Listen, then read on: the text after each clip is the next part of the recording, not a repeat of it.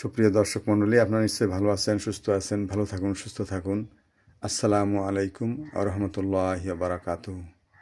প্রিয় দর্শক মণ্ডলী, আজকে যে বিষয়টি নিয়ে আপনাদের আলোচনায় এসেছি এটি হচ্ছে কোন কোন বিষয়ে একদমই হাসা যাবে না, হাসলে আপনি জটিলতায়, মুসিবতে, বিপদে পড়ে যাবেন।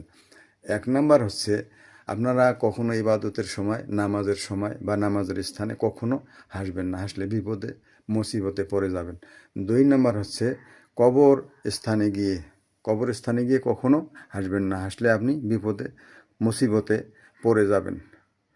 3 নাম্বার হচ্ছে, মোনাজাত ও দোয়ার সময় কখনো ভুলেও হাসবেন না, হাসলে আপনি বিপদে, মুসিবতে, আল্লাহর রোষের মধ্যে পড়ে যাবেন।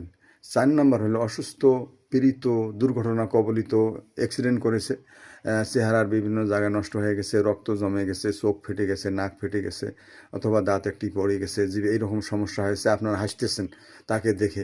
এটা কখনো করবেন না, করলে আপনারা জটিল, কঠিন বিপদে পড়ে যাবেন। 4 নম্বর বললাম।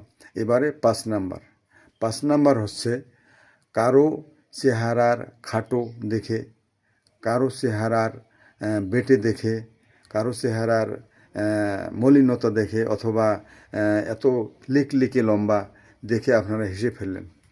কখনো এটা করবেন না। কারো চেহারা দেখে, দৈর্ঘ্যপ্রস্থ দেখে কখনো হাসবেন না, হাসলে আপনি বিপদে, মুসিবতে পড়ে যাবেন। এরপর হচ্ছে 6 নাম্বার। 6 নাম্বারে হচ্ছে, কারো ইবাদত নিয়ে খোঁটা দিবেন না। সেটি আপনার পরিজন হতে পারে, সেটি প্রতিবেশী হতে পারে, সেটি বন্ধুবান্ধব হতে পারে, সে যে কোনো লোক হতে পারে। আপনারা খুব ইবাদত করতেছে, অনেক, সে গভীর রাতে উঠে তাহাজ্জুদ পড়ে, সকল ইবাদত সঠিকভাবে সম্পন্ন করে, তাসবিহ তেলাওয়াত করে, আপনারা সব কিছু শুনে, বুঝে, দেখে হাসাহাসি করতেছেন, ইয়ার্কি করতেছেন।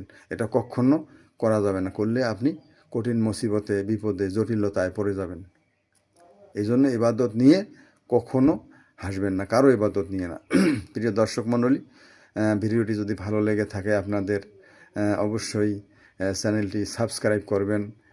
শেয়ার করে, ইসলামিক ভিডিও শেয়ার করলে অনেক অনেক সওয়াব। আপনি যে শেয়ার করলেন, এর বিনিময়ে আপনি নাজাত পেতে পারেন ইনশাআল্লাহ আল্লাহ রাব্বুল আলামিনের কাছে, কারণ আপনার জেনে, আপনার কাছে শুনে সে আমলটি করলো। তো আমার পাশে থাকবেন, চ্যানেলটি সাবস্ক্রাইব করবেন, শেয়ার করে দিবেন, কমেন্ট দিবেন এবং লাইক দিয়ে পাশেই যুক্ত থাকবেন। সবাই ভালো থাকুন, সুস্থ থাকুন, নিরাপদে থাকুন।